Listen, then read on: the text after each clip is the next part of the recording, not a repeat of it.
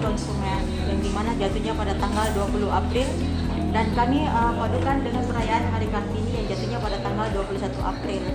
Adapun kegiatan yang kami lakukan adalah atas anjuran Bapak Manajer Customer Care Bapak Suhono, kami disarankan untuk memakai baju kebaya, di mana juga kami menyediakan snack dan minuman.